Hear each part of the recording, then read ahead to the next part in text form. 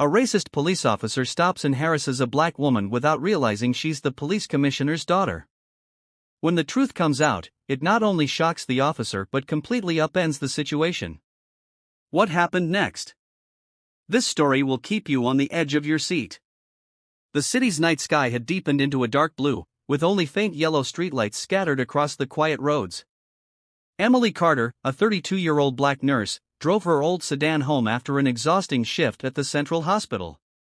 Long, grueling hours filled with pressure left her yearning for nothing more than the small comforts of her apartment, a soft sofa and a simple dinner. The car glided smoothly along the familiar route. Emily turned on the radio, hoping some light music would help soothe her mind, still swirling with images of patients, beeping monitors, and urgent care. As she passed through the sparsely lit streets, a pair of flashing red and blue lights suddenly appeared in her rearview mirror. A sinking feeling gripped her stomach. She slowed down and pulled to the side of the road. Officer Mark, a burly man in his late 40s, strode up to her car with a scowl on his face. Emily could feel her pulse quickening. She rolled down her window and offered a polite smile, despite the situation. "License and registration," Mark barked, his tone sharp and accusing. Emily complied, handing over her documents. "Is there a problem, officer?" Mark glanced at her paperwork, then back at her with a sneer. "You tell me. What's someone like you doing out here at this hour?" Emily was taken aback by the question. "I'm just heading home from work." "Is there something wrong?" Mark ignored her question and shone his flashlight into the car, inspecting every corner. "This car looks too beat up." "You sure it's yours?" Her heart sank further. "Yes, officer. It's registered in my name." Mark's eyes narrowed. "Step out of the car."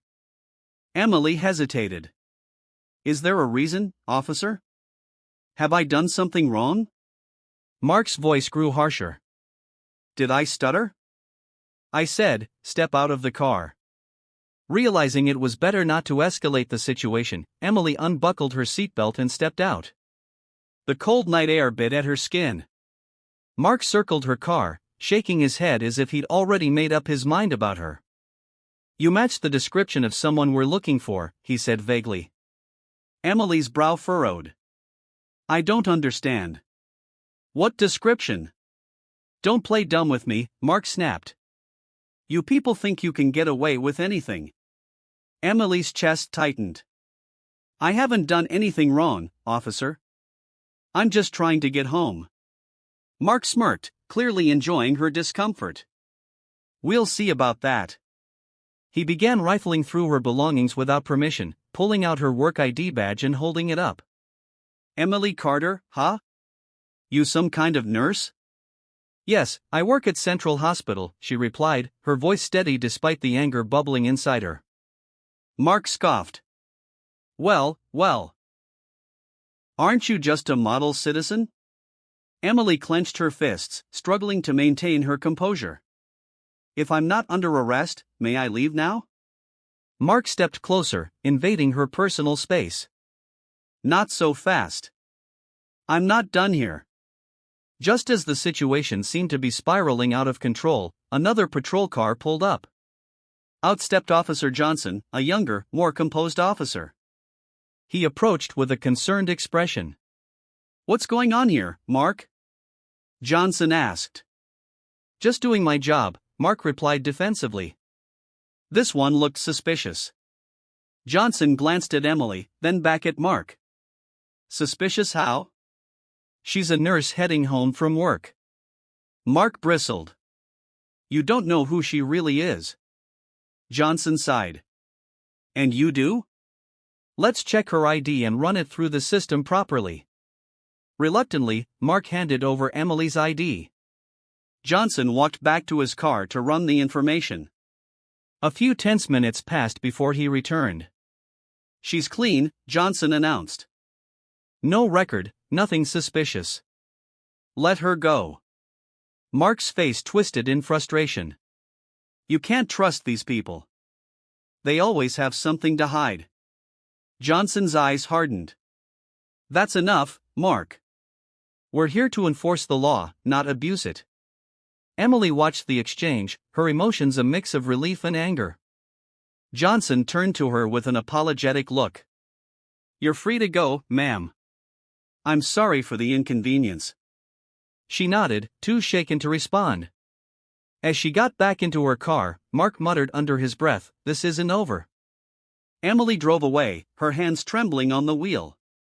Little did she know, this encounter was just the beginning of a series of events that would expose deep-seated corruption and prejudice within the department and bring about a reckoning no one saw coming. As Emily drove away, she couldn't shake the feeling of injustice. Her mind replayed the encounter with Officer Mark, his sneering face and demeaning words etched in her memory. She gripped the steering wheel tighter, her frustration building with every passing second. The following morning, Emily decided she couldn't let the incident slide. She contacted her father, Richard Carter, who happened to be the city's police commissioner.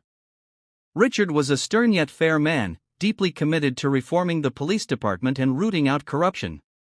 He listened intently as Emily recounted the encounter, his expression darkening with every detail. "This is unacceptable," Richard said, his voice firm. "I'll handle it personally." Later that day, Richard called a meeting with the Internal Affairs Division. He instructed them to investigate Officer Mark's behavior and review his record. As the investigation began, shocking details about Mark's history came to light. Complaints of misconduct, racial profiling, and abuse of power were all buried under layers of bureaucracy. Meanwhile, Emily tried to move on with her life, focusing on her work at the hospital. But the incident had left a scar. She couldn't help but feel wary every time she saw a police car, a lingering reminder of the prejudice she had faced. The internal affairs investigation picked up speed. Richard's team discovered that Mark had been protected by a network of corrupt officers who covered for one another's misdeeds. Richard was determined to dismantle this toxic culture within the department, but he knew it wouldn't be easy. Word of the investigation began to spread through the precinct, creating tension among the officers. Some supported Richard's efforts, believing it was time for change. Others, including Mark, saw it as a personal attack. Mark, emboldened by years of getting away with misconduct, refused to take the investigation seriously. He dismissed the complaints against him as exaggerated or fabricated, confident that his connections would shield him from any consequences. But Richard was resolute. He ensured the investigation was thorough and unbiased, gathering testimony from witnesses and reviewing body camera footage. What they uncovered was damning, a pattern of discriminatory behavior and a blatant disregard for protocol. The tipping point came when another officer, Sarah Miller, decided to come forward. Sarah had witnessed Mark's misconduct firsthand but had been afraid to speak out, fearing retaliation. Inspired by Richard's commitment to justice, she provided crucial evidence that exposed the extent of Mark's wrongdoing. With the investigation complete, Richard called a press conference to address the findings. He stood before a room packed with reporters, his expression grave yet determined. "Today, I want to address an issue that strikes at the heart of our duty as law enforcement officers," Richard began. "The investigation into Officer Mark has revealed a troubling pattern of behavior that is inconsistent with the values of this department. Let me be clear, there is no place for discrimination, abuse of power, or corruption in our ranks." The announcement sent shockwaves through the community. Many praised Richard for taking a stand, while others criticized him for exposing the department's flaws. Mark, now facing disciplinary action and potential criminal charges, tried to rally his supporters within the precinct. But as more evidence came to light, his allies began to distance themselves. Emily watched the events unfold with a mix of pride and apprehension. She admired her father's courage but worried about the backlash he might face. Despite her concerns, she knew that standing up for what was right was the only way to bring about meaningful change. As the legal proceedings against Mark began, more victims of his misconduct came forward, sharing their stories of harassment and abuse.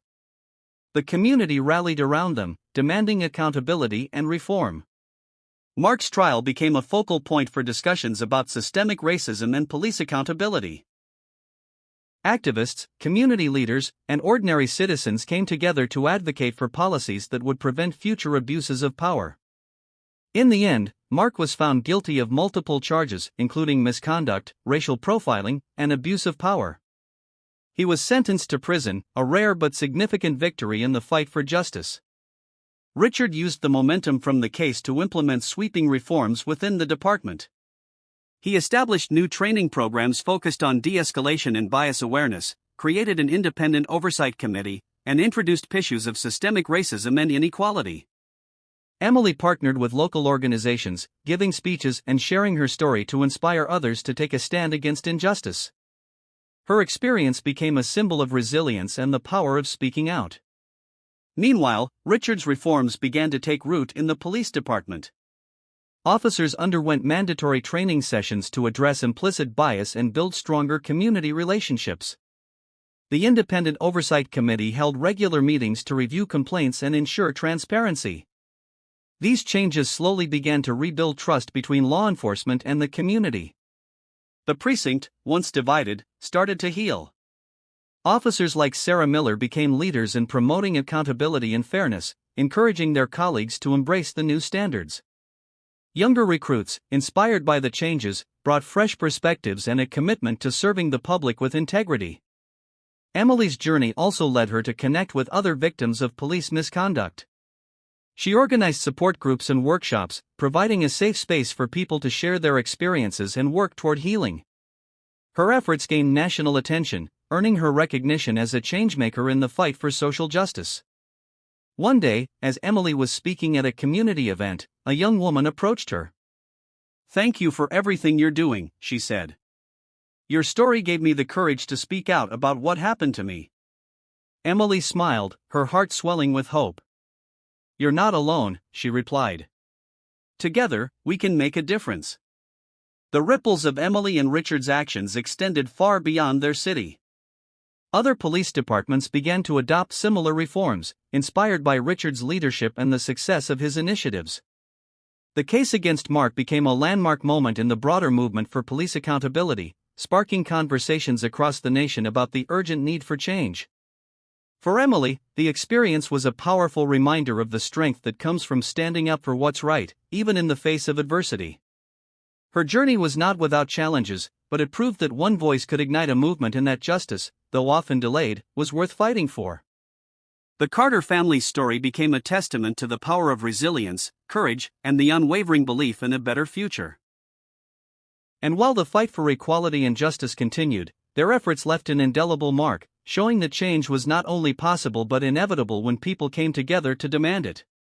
Emily's advocacy and Richard's reforms began to inspire a ripple effect across communities.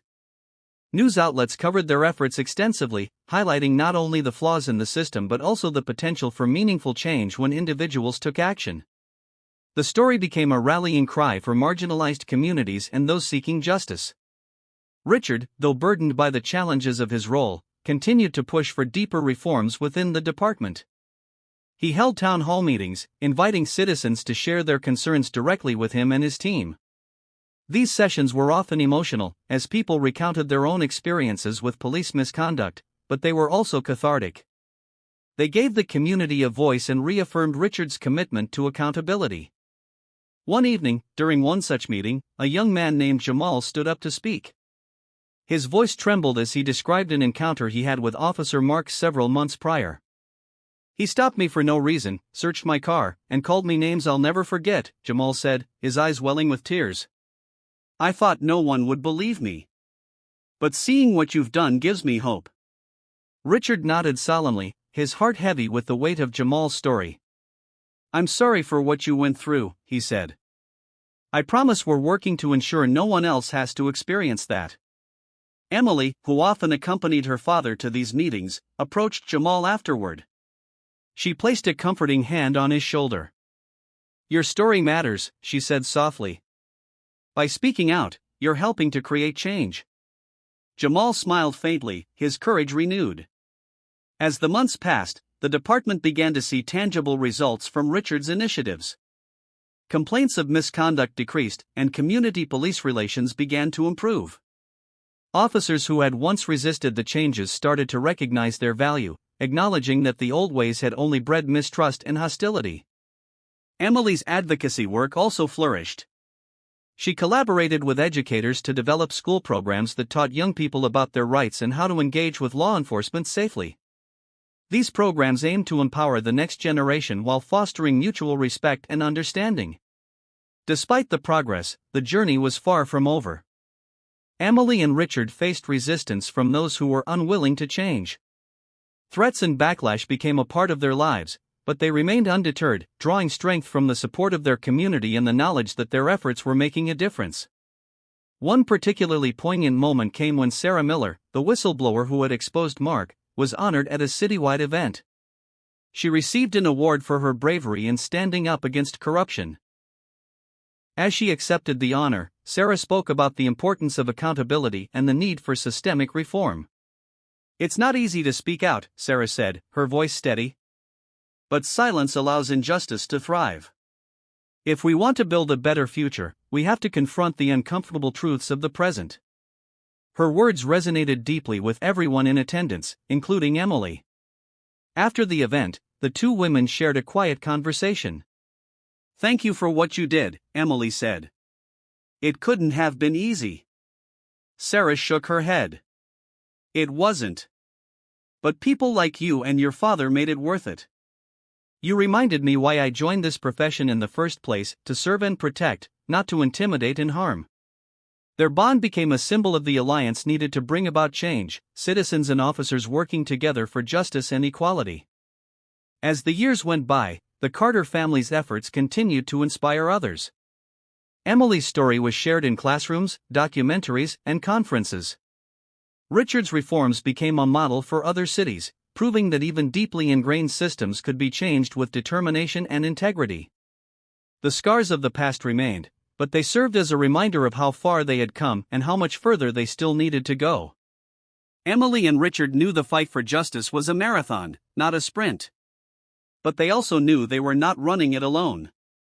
Their journey was a testament to the power of resilience, unity, and the unyielding belief that a better world was possible. And in that belief, they found hope, strength, and purpose. The impact of Emily and Richard's work continued to grow, extending far beyond their local community. Advocacy groups, educators, and policymakers began to cite their efforts as a prime example of how grassroots action and leadership could create lasting change. The reforms implemented in their city became a blueprint for other municipalities grappling with systemic issues in law enforcement. Emily expanded her outreach efforts, frequently traveling to speak at conferences, schools, and community events. At one event, she met a young activist named Malik, who had been organizing peaceful protests in his hometown after a similar incident of police misconduct. "I've been following your story," Malik said, his voice filled with admiration. "It gave us hope when things felt impossible." Emily smiled warmly. "Change is always possible," she replied. "It starts with people like you, standing up and refusing to accept the status quo." The two quickly formed a partnership, working together to build bridges between communities and law enforcement.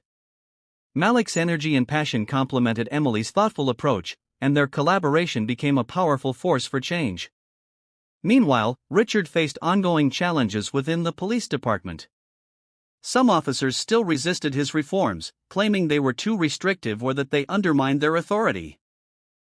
But Richard stood firm, emphasizing that accountability and fairness were non-negotiable. During a meeting with precinct leaders, he addressed the pushback directly. "I understand that change is uncomfortable," Richard said, his voice steady. "But our job is to serve and protect all members of this community, not just some.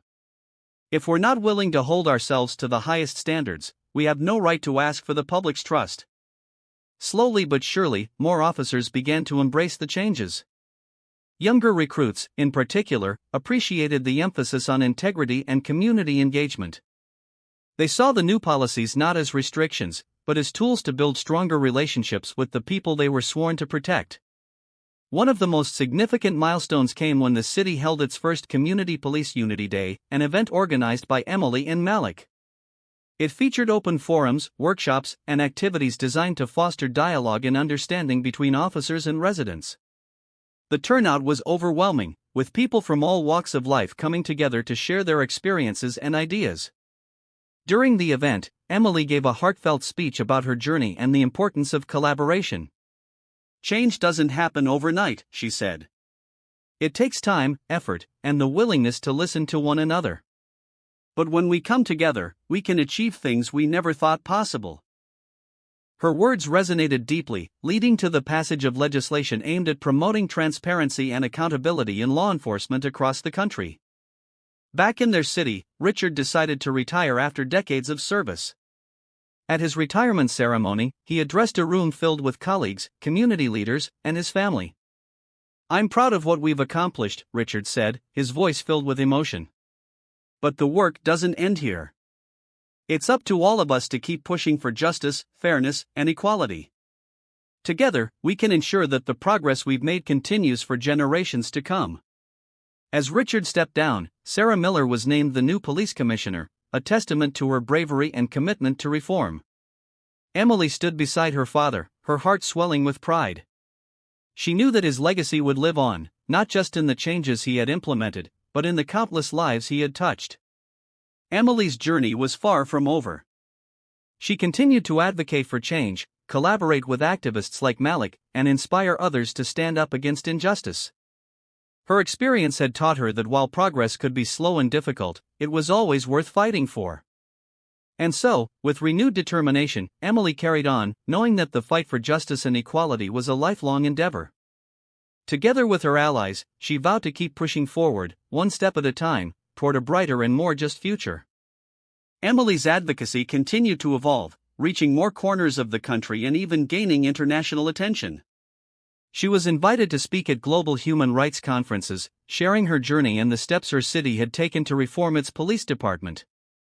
Her story became a beacon of hope for communities facing similar struggles worldwide. During one of these conferences, Emily met Amara, a social justice activist from South Africa, who had been leading efforts to address systemic issues in her own country. The two women bonded over their shared experiences and challenges. "Your work shows that change is possible," Amara said. "It gives people like me the courage to keep going, even when the odds feel insurmountable." Emily smiled. "Change isn't easy," she replied. "But when we stand together, we're stronger. Let's find ways to support each other and amplify our voices." Their collaboration sparked a new wave of global initiatives, focusing on police accountability and community empowerment. Together, they launched an international coalition of activists, scholars, and policymakers dedicated to addressing systemic injustices. Back home, Emily continued to work closely with Malik and other local leaders to maintain the momentum of their movement. They organized workshops, mentorship programs, and public forums to educate people about their rights and foster open dialogue between law enforcement and the community. One of their most impactful initiatives was a youth mentorship program, aimed at empowering young people to become leaders in their communities. Emily often spoke to participants, sharing her story and encouraging them to use their voices. "Never underestimate the power of your words and actions," she told them. "Change starts with individuals who are brave enough to stand up and say, 'This isn't right.' You can be that change." The program quickly became a success, producing a new generation of activists, educators, and community organizers. Many of the participants went on to create their own initiatives, inspired by the work Emily and her allies had done. Meanwhile, Sarah Miller, the newly appointed police commissioner, continued to build on the reforms Richard had introduced. She worked tirelessly to ensure that the changes were not just symbolic but truly transformative. Under her leadership, the department implemented innovative policies, including community-led review boards and restorative justice programs. Emily and Sarah often collaborated, sharing ideas and feedback to ensure that the community's needs were being met. Their partnership became a model for how citizens and law enforcement could work together to create a safer, more equitable society. Despite the progress, challenges remained. Emily and her allies faced ongoing resistance from those who were invested in maintaining the status quo. They received threats, smear campaigns, and pushback from powerful interests. But each challenge only strengthened their resolve. One evening, after a particularly heated public debate, Malik approached Emily with a determined expression. "They're trying to wear us down," he said. "But they don't realize we're not going anywhere." Emily nodded. "We've come too far to back down now. This isn't just about us, it's about everyone who's counting on us to keep fighting. Their determination paid off. Over the years, their efforts led to significant changes at the local, state, and national levels. Policies inspired by their work were adopted in cities across the country, and their coalition grew into a powerful force for justice. Emily's journey also brought her closer to her family. She often reflected on her father's role in shaping her values and inspiring her commitment to justice. Richard, now retired, remained a constant source of support and wisdom. "You've done more than I ever could have imagined," he told her one evening as they sat together on the porch of his home. "You've taken what we started and turned it into something extraordinary." Emily smiled, her heart full of gratitude. "I couldn't have done it without you, Dad. You showed me what it means to stand up for what's right, no matter the cost." As the years went by, Emily's story became a legacy, a reminder that even in the face of adversity, change was possible. Her work continued to inspire new generations of activists, proving that the fight for justice and equality was a journey worth taking. And though the road ahead remained long and challenging, Emily faced it with unwavering determination, knowing that every step forward brought them closer to the world they dreamed of, a world where justice, fairness, and dignity were not privileges but rights for all. Emily's relentless dedication to justice began to leave an even greater impact as her work expanded. With the movement gaining momentum globally, she started collaborating with international organizations like Amnesty International and the United Nations. These partnerships enabled her to bring her vision for systemic reform to a wider audience. One of the most significant milestones came when Emily was invited to deliver a keynote speech at the United Nations Human Rights Council. The chamber was filled with representatives from countries around the world, all eager to hear her insights. Standing at the podium, Emily took a deep breath and began, "Justice is not a privilege, but a fundamental right. Yet, for so many people, it remains out of reach. My story is not unique, it is the story of countless others who have been silenced, marginalized, and forgotten by systems that were supposed to protect them. But we are here today because we believe in the power of change." She spoke about her personal journey, the reforms her father implemented, and the grassroots efforts that had sparked a national movement. Her words were a call to action, urging nations to confront systemic injustices and prioritize human rights. "The fight for justice is a global one," she concluded. "And it requires all of us, citizens, leaders, and advocates, to work together. Let us commit ourselves to building a world where every person is treated with dignity and respect." Her speech received a standing ovation, and it marked a turning point in her career. Emily was no longer just a local activist, she had become a global advocate for justice and equality. Back in her hometown, the changes she and her allies had fought for continued to evolve. The Independent Oversight Board implemented new technologies, such as real-time transparency tools, that allowed citizens to monitor police activities in their communities. These innovations were met with overwhelming support and helped rebuild trust between law enforcement and residents. Emily and Malik also worked on educational campaigns, creating curricula that taught the history of civil rights movements and the importance of civic engagement. These programs were integrated into schools across the state, inspiring young people to become active participants in shaping their communities. Despite her growing responsibilities, Emily never forgot the people who had stood by her from the beginning. She regularly returned to her neighborhood, attending community meetings and supporting local initiatives. At one such meeting, an elderly man named Mr. Harris approached her with tears in his eyes. "You've done more for this community than anyone I've ever known," he said. "You've given us hope, and that's something we can't ever thank you enough for." Emily hugged him tightly, her heart swelling with gratitude. "It's not just me," she replied. "It's all of us, standing together." As the years passed, Emily's work became a beacon for others facing injustice. She authored a book detailing her experiences, titled Voices of Change, which became a bestseller and was translated into multiple languages. The book highlighted not only her story but also the stories of those who had joined her in the fight for justice. Her advocacy also inspired legislative change at the national level. A sweeping police reform bill, named the Emily Carter Act, was introduced in Congress. The bill included provisions for independent oversight, mandatory bias training, and protections for whistleblowers. Though its passage faced significant political hurdles, Emily's relentless campaigning and public support pushed it through. When the Emily Carter Act was signed into law, it was celebrated as a landmark achievement in the fight for systemic reform. Emily stood alongside activists, lawmakers, and community leaders as the president signed the bill, her heart filled with a mixture of pride and resolve. "This is just the beginning," she told the crowd. "There's still so much work to be done. But today, we've taken an important step toward a better, fairer future." As Emily continued her journey, she remained steadfast in her mission to create a world where justice was truly for all.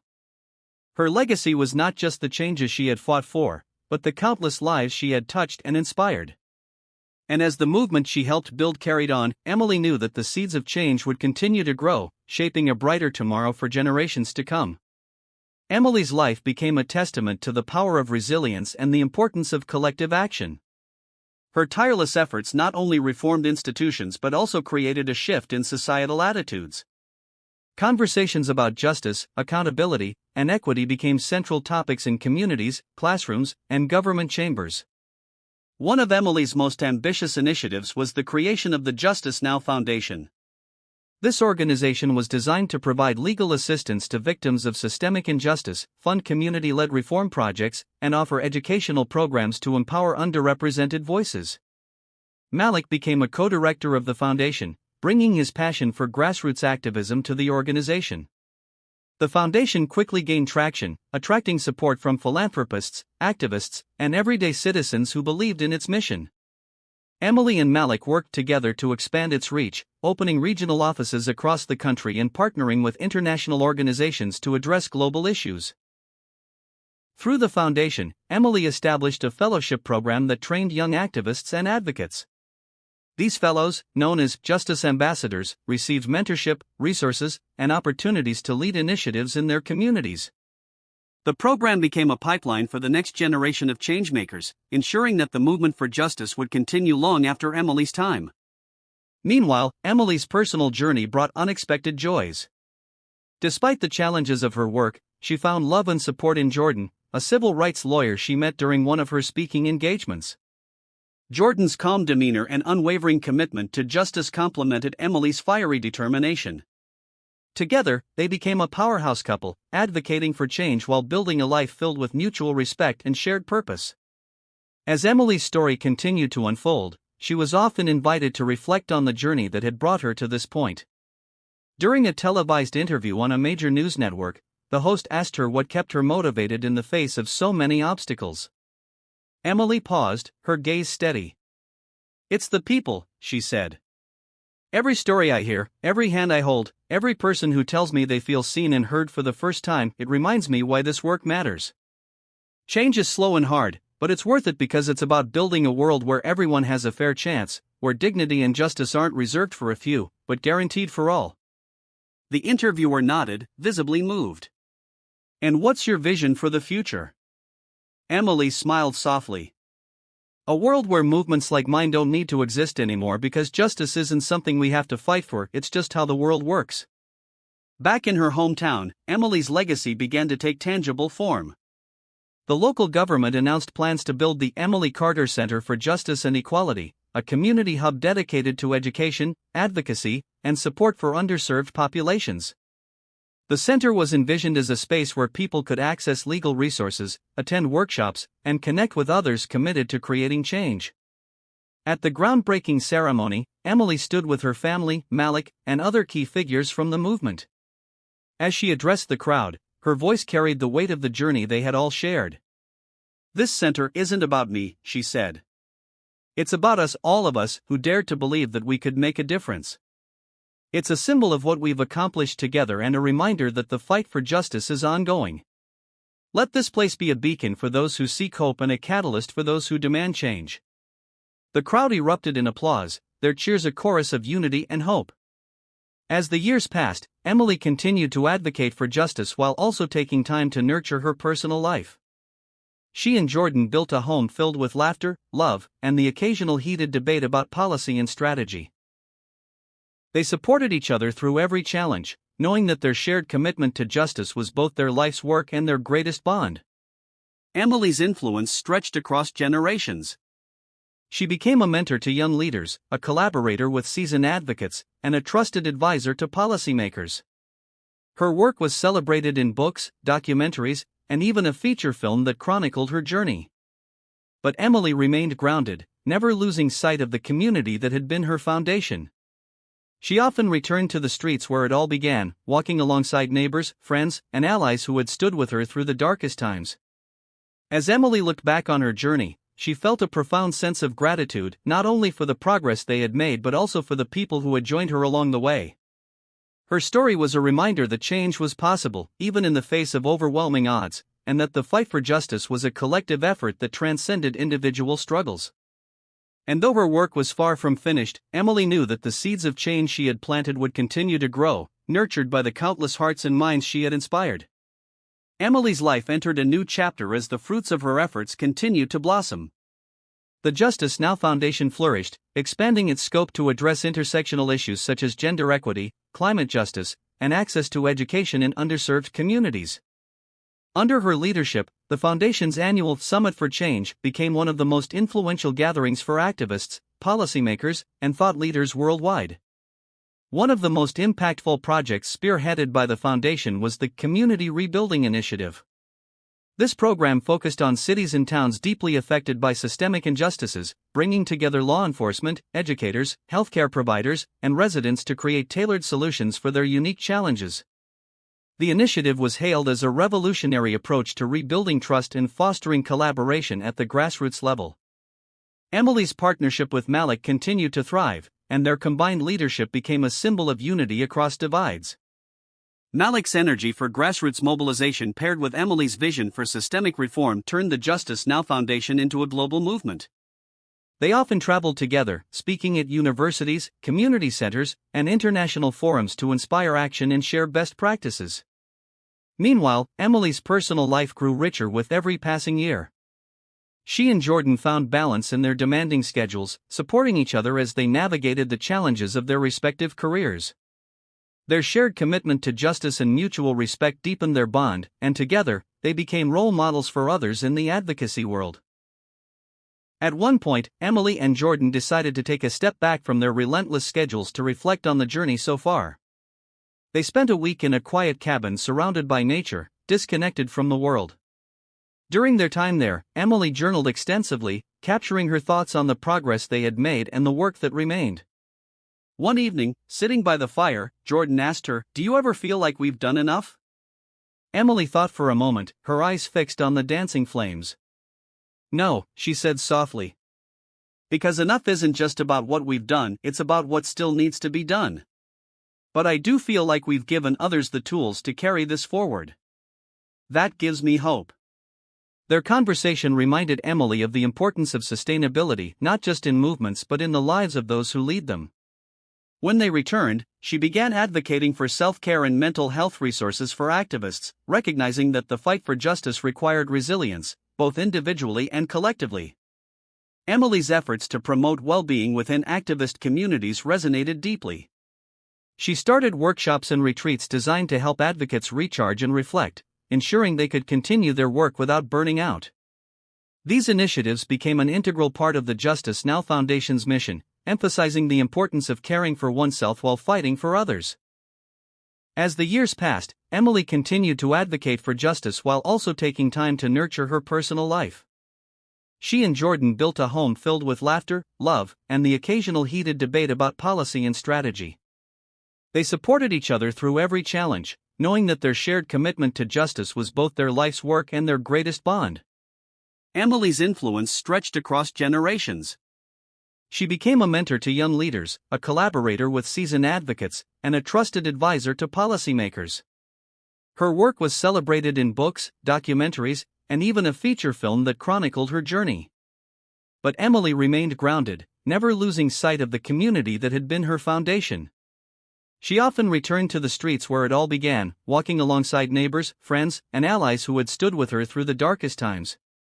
As Emily looked back on her journey, she felt a profound sense of gratitude not only for the progress they had made but also for the people who had joined her along the way. Her story was a reminder that change was possible, even in the face of overwhelming odds, and that the fight for justice was a collective effort that transcended individual struggles. And though her work was far from finished, Emily knew that the seeds of change she had planted would continue to grow, nurtured by the countless hearts and minds she had inspired. In her later years, Emily Carter embraced a quieter yet equally impactful role as a guiding force behind the global justice movement she had helped to spark. Although she no longer traveled as frequently or stood at the forefront of protests and policy debates, her presence was felt everywhere. Her voice remained a beacon of hope, wisdom, and resilience, carried forward by the countless individuals and communities she had inspired. Emily dedicated much of her time to documenting her journey. She worked on a second book, titled Building Bridges: The Power of Unity in Justice Reform. This memoir reflected not only on her personal experiences but also on the collective efforts of the countless people who had joined her in the fight for equality. The book quickly became a bestseller and was included in school curriculums, encouraging young readers to think critically about justice, leadership, and social change. One of her proudest moments came when the Emily Carter Center for Justice and Equality hosted its first international summit. Activists, policymakers, educators, and citizens from around the world gathered to discuss the progress made in their respective regions and to share strategies for tackling ongoing challenges. Emily attended the summit as an honorary guest, offering reflections and encouragement to those leading the charge. "You are the torchbearers," she said during the closing address. "The work we've done is just the foundation. It is your passion, innovation, and courage that will build the future. Never underestimate the power of your voice, your actions, or your unity. Together, we are unstoppable." Her words resonated deeply with the attendees, many of whom approached her afterward to express their gratitude and admiration. For Emily, these moments of connection were the most rewarding aspect of her journey. They reminded her that the fight for justice was not only about laws and systems but also about the relationships and shared humanity that bound people together. As Emily entered her later years, she found joy in mentoring and spending time with her family. She and Jordan, still deeply devoted to one another, often hosted gatherings at their home, inviting friends, colleagues, and young activists to share meals and conversations. These informal gatherings became a source of inspiration and camaraderie for all who attended. Emily also cherished her time with her children and grandchildren, who often asked her to recount stories of her work. Sitting on the porch with them on warm summer evenings, she would share tales of triumphs and setbacks, always emphasizing the importance of compassion and perseverance. One of her grandchildren, a curious and spirited teenager named Maya, once asked her, "Grandma, do you ever get tired of fighting for justice?" Emily smiled, her eyes twinkling with a mixture of wisdom and warmth. "It's not about the fight, Maya," she said. "It's about the love for people, for fairness, and for the world we all deserve to live in. When you love something that much, you don't get tired. You just keep going." Maya nodded, clearly moved by her grandmother's words. "I want to be like you when I grow up." Emily took Maya's hand in hers. "You'll be your own person, with your own journey. And I know you'll do amazing things." In the twilight of her life, Emily reflected on how far the world had come since her fateful encounter with Officer Mark so many years ago. While there was still work to be done, she felt a deep sense of fulfillment knowing that her efforts had sparked lasting change. She had turned her pain into purpose and had inspired others to do the same. On a peaceful autumn morning, surrounded by her family and loved ones, Emily passed away, leaving behind a legacy that would endure for generations. The world mourned her loss but celebrated her life, remembering her as a woman of unwavering conviction, boundless compassion, and extraordinary courage. Her funeral was attended by thousands, a testament to the lives she had touched and the movement she had built. Leaders, activists, and ordinary citizens gathered to honor her memory and pledged to continue the work she had started. At the Emily Carter Center for Justice and Equality, a new wing was dedicated in her honor, featuring an exhibit that chronicled her life and achievements. The centerpiece of the exhibit was a simple plaque engraved with one of her most famous quotes: "Justice is not a destination but a journey. A journey we take together, guided by love, fueled by courage, and driven by the belief that a better world is always possible." Asterisk. Her words became a rallying cry for future generations, ensuring that her spirit and vision would live on. Emily Carter's legacy was not just the reforms she had championed or the systems she had changed. It was the hope she had ignited in people's hearts, the bridges she had built between divided communities, and the belief she had instilled that justice was not only achievable but inevitable when pursued with unity and determination. And so, the world carried her torch, continuing the journey she had begun, ever closer to the justice and equality she had dreamed. Even after Emily Carter's passing, the seeds she had planted continued to grow, spreading across the globe like a flourishing tree of justice and hope. The Emily Carter Center for Justice and Equality became a hub for innovation, collaboration, and education, hosting programs that addressed pressing social issues and offering resources to communities striving for systemic change.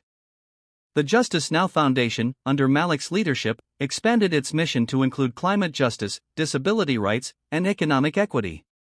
Its influence became global, with offices in over 50 countries and a network of activists who carried Emily's message into the farthest corners of the world. Each year, the foundation awarded the Emily Carter Fellowship to exceptional young leaders, ensuring that her legacy inspired generations to come. One of the most profound impacts of Emily's work was the cultural shift it sparked. Her life story became part of school curriculums worldwide, teaching children about resilience, leadership, and the importance of standing up for what is right. Documentaries, books, and films about her journey were created, each capturing different facets of her extraordinary life. These works reminded people that change was possible, no matter how insurmountable the odds seemed. In her hometown, the annual Emily Carter Day became a cherished tradition, bringing people together to celebrate community, equity, and progress. Streets, schools, and parks were named in her honor, serving as daily reminders of her contributions to the world. Maya, Emily's granddaughter, grew up deeply inspired by her grandmother's legacy. She pursued a career in social justice, focusing on environmental advocacy and its intersection with racial and economic equity. Maya often referenced Emily's teachings in her speeches, carrying forward the same wisdom and conviction that had made her grandmother a global icon. One day, standing at the podium during a major international climate summit, Maya addressed an audience of world leaders, activists, and innovators. "My grandmother taught me that justice is a journey we take together," she said. Her work showed us that the most profound changes come when we dare to dream big and work tirelessly to turn those dreams into reality. Today, I carry her torch, and I ask all of you to join me in lighting the path forward. Her words echoed the spirit of Emily's lifelong message, and they were met with resounding applause. Meanwhile, Sarah Miller, the police commissioner who succeeded Richard Carter, continued to build on the reforms initiated by Emily's movement. She collaborated with community leaders, educators, and policymakers to ensure that law enforcement served as a true protector of all citizens. The department became a national model of transparency, fairness, and accountability, setting a standard that inspired other cities and nations to follow suit. The global coalition Emily had helped create expanded its reach, tackling issues ranging from refugee rights to healthcare access. Members of the coalition often referred to themselves as Carters, a term that became synonymous with individuals dedicated to justice and equality. Years later, on the centennial of Emily Carter's birth, the world came together to honor her enduring impact. Events were held in cities across the globe, from candlelight vigils to marches for justice. At the Emily Carter Center, a commemorative statue was unveiled, a striking depiction of Emily standing tall, her hand outstretched as if inviting others to join her on the journey toward justice. Inscribed at the base of the statue were the words, "Injustice anywhere is a call to action everywhere. Together, we rise." Maya, now a seasoned activist and leader in her own right, stood before the crowd gathered at the unveiling ceremony. She looked at the statue, then out at the sea of faces, and spoke with the same clarity and passion that had defined her grandmother. "My grandmother believed in the power of unity, love, and courage," Maya said. "She showed us that even in the darkest times, we can find light if we stand together. Her journey is now ours, and we will continue to walk it, hand in hand, until justice truly belongs to everyone." As the crowd erupted in applause, it was clear that Emily Carter's legacy was more than a memory, it was a living, breathing force that continued to shape the world for the better. Her life had been a testament to the power of compassion and determination, and her story would forever remind humanity that the pursuit of justice was not just a fight, it was a promise. As the years unfolded, the world carried forward Emily Carter's vision, keeping her ideals alive through continuous action and innovation. Her legacy became a cornerstone of global justice movements, inspiring countless individuals to push boundaries and challenge oppressive systems. The Emily Carter Center for Justice and Equality expanded its programs, partnering with universities and research institutions to address the root causes of inequality. Scholars and activists collaborated to develop cutting-edge strategies for dismantling systemic barriers, from economic disparities to climate injustices. The center's annual reports became a critical resource for policymakers and advocacy groups, offering data-driven insights and actionable solutions. The Justice Now Foundation, under Malik's leadership, initiated the Global Justice Initiative. This program worked to identify and support grassroots organizations worldwide, particularly in underserved regions where systemic oppression was most deeply entrenched. Through this initiative, small but powerful movements gained the resources and visibility needed to drive meaningful change in their communities. Maya Carter, now recognized as one of the most influential activists of her generation, played a pivotal role in uniting these efforts. Her charisma and unwavering dedication made her a natural leader, and she carried forward the lessons imparted by her grandmother. Maya's work often brought her to places of crisis, where she provided both practical solutions and a sense of hope to communities grappling with injustice. At one international summit, Maya addressed an assembly of young leaders from over 100 countries. Standing on a stage adorned with images of her grandmother and other justice icons, she spoke passionately about the importance of collective action. My grandmother always said that justice is not a finite goal, it's a continuous journey, Maya began. She taught us that no matter how small our actions might seem, they have the power to create ripples that reach far beyond our immediate surroundings. Each of us here has the potential to spark a wave of change that transforms the world. Her speech was met with a standing ovation, and the summit became a launchpad for new initiatives that tackled global issues with innovative approaches. Meanwhile, Sarah Miller's tenure as police commissioner inspired a new era of leadership within law enforcement. She authored a guidebook on community policing, detailing the principles and practices that had transformed her department into a model of transparency and accountability. The guidebook was adopted by police academies and agencies worldwide, reinforcing the idea that ethical policing was not just possible but necessary. Back in Emily's hometown, the annual Justice Now Festival became one of the city's most beloved traditions. The festival celebrated diversity, resilience, and the ongoing fight for equality. Attendees shared stories, participated in workshops, and celebrated the progress made while recommitting themselves to the work still ahead. One year, during the festival's keynote event, Malik reflected on the journey that had brought them all to that moment. Emily Carter showed us that change starts with courage, he said. But it grows through community. Everything we've accomplished is because we stood together, supported each other, and refused to back down. Let's honor her legacy by continuing to build a world she'd be proud of.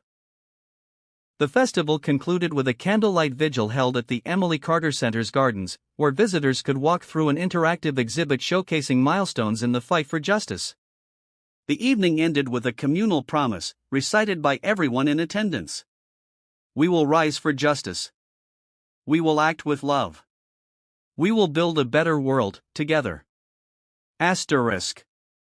As the glow of the candles illuminated the night, it was clear that Emily's spirit lived on in every heart present. Decades later, when historians reflected on the 21st century, they often pointed to Emily Carter as a defining figure in the era of justice reform. Her life's work was credited with not only transforming systems but also igniting a cultural shift toward empathy, accountability, and unity. Museums and institutions worldwide honored her memory, and her story became a required study for students of history, law, and social sciences. Her portrait, symbolizing resilience and hope, graced classrooms, community centers, and homes across the globe. Even as time marched on, the lessons Emily had taught remained timeless, that justice was a shared responsibility, that love and courage were the roots of true progress, and that every voice mattered in the fight for equality. Her legacy became a living force, woven into the fabric of the world she had helped to change. And as each new generation rose to confront its own challenges, they carried with them the spirit of Emily Carter, a spirit that reminded them that no matter how daunting the journey, justice was always worth the fight. As the decades passed, the name Emily Carter became synonymous with global justice, symbolizing the transformative power of persistence, compassion, and collective action. The system she had helped reform and the movements she inspired became a model for others, standing as a testament to her unyielding belief that no injustice was too great to confront. The Emily Carter Center for Justice and Equality evolved into an international institution, with satellite branches in major cities around the globe. It became a hub for training new leaders, fostering dialogue, and developing innovative solutions to pressing social issues. Annual gatherings like the Global Justice Forum, hosted by the Center, brought together some of the brightest minds in activism, policy, and education to collaborate on strategies for a fairer world. In one such forum, a young activist from South America named Carlos shared his story. "Emily Carter's journey taught me that justice isn't just an ideal, it's a responsibility," he said. "Her life showed us that we all have a role to play, and her legacy gives us the tools and the courage to act." Carlos, like many others, was part of the Justice Ambassadors Network, an initiative launched in Emily's honor to support young leaders across the globe. The network provided mentorship, funding, and resources to activists working on issues ranging from environmental justice to gender equality. Maya Carter, now the network's director, continued to guide these efforts with the same passion and determination that had defined her grandmother's life. Under Maya's leadership, the Justice Now Foundation initiated a groundbreaking project called Equity 2050. This ambitious program aimed to tackle inequality on a systemic level, focusing on education, healthcare, and economic opportunities. It brought together policymakers, corporations, and grassroots organizations to create lasting change, leveraging technology and innovation to reach marginalized communities.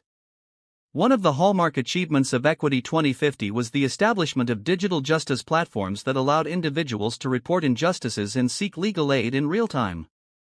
These platforms were hailed as a revolutionary step in making justice accessible to all, particularly in remote and underserved areas. Meanwhile, the annual Emily Carter Justice Awards became one of the most prestigious honors in the field of social justice. Recipients included activists, educators, and innovators whose work embodied Emily's principles of courage, empathy, and collaboration. The awards ceremony, held at the Emily Carter Center's main campus, served as both a celebration of progress and a reminder of the work still to be done.